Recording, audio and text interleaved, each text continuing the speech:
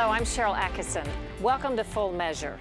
On our recent trip to the southern border, we saw how easily drug smugglers climb over or cut through the border fence, or simply find spots where there's no fence at all. But you might be surprised to know how extensively Mexico smugglers use another tactic to move people and drugs into the U.S., underground tunnels.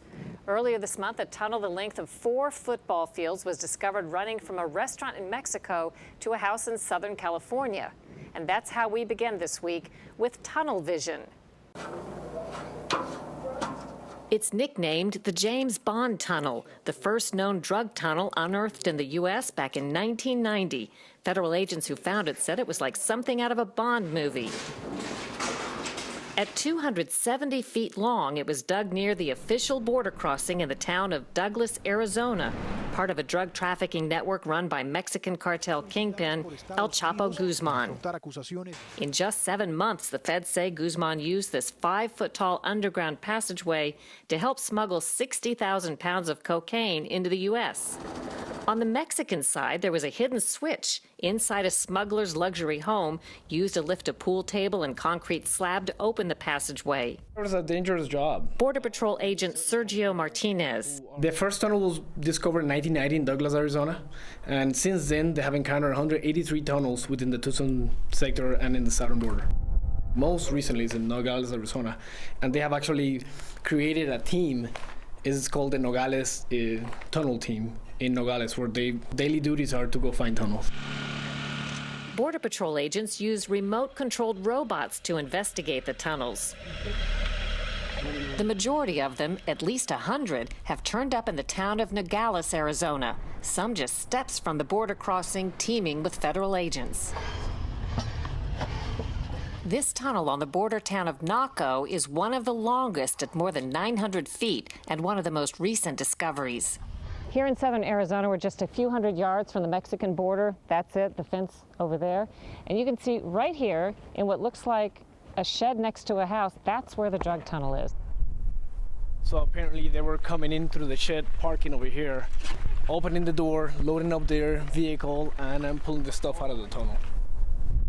And tell us how it was discovered.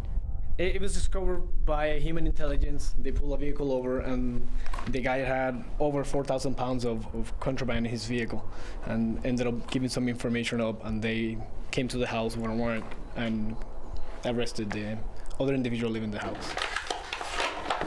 And here we come in here. Here's the actual tunnel. So they had a lift gate. They were bringing the narco traffics and all the stuff they have, all the narcotics, they were bringing them up. They had a lift.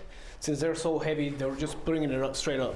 How long was an operation like this going on for them to be able to dig the tunnel and move the drugs? And that is unknown, but we believe they probably had it for quite a while. As you can see, it's a very sophisticated tunnel with these poles under. There were lights.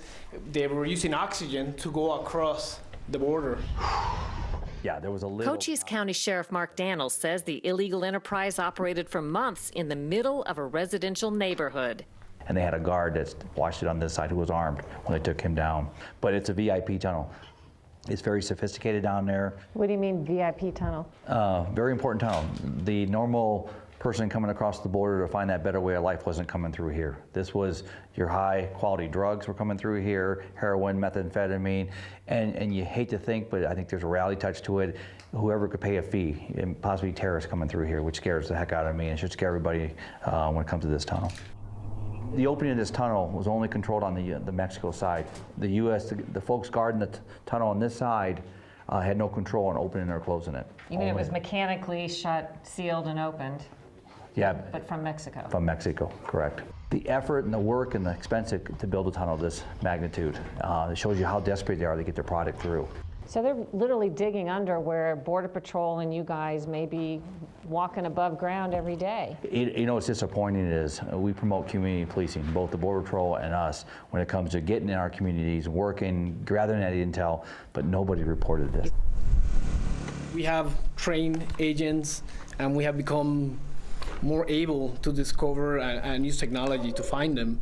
It has decreased the use of them. So we have found, I believe, 3 in the last year, and 7 and 6 and 5 through the years previous to that. So we're getting better at it. Last year, El Chapo Guzman, the father of all drug tunnels, escaped from a maximum security Mexican prison through what else but an elaborate tunnel almost a mile long.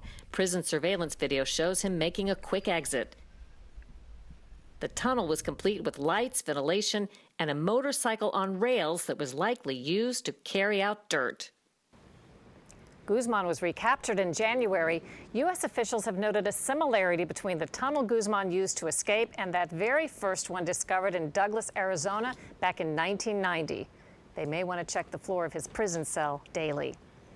Coming up next on Full Measure, one of the most beautiful countries on earth is being associated with some of the most recent terrorist attacks. We'll find out how Morocco is protecting itself and what we can learn from them.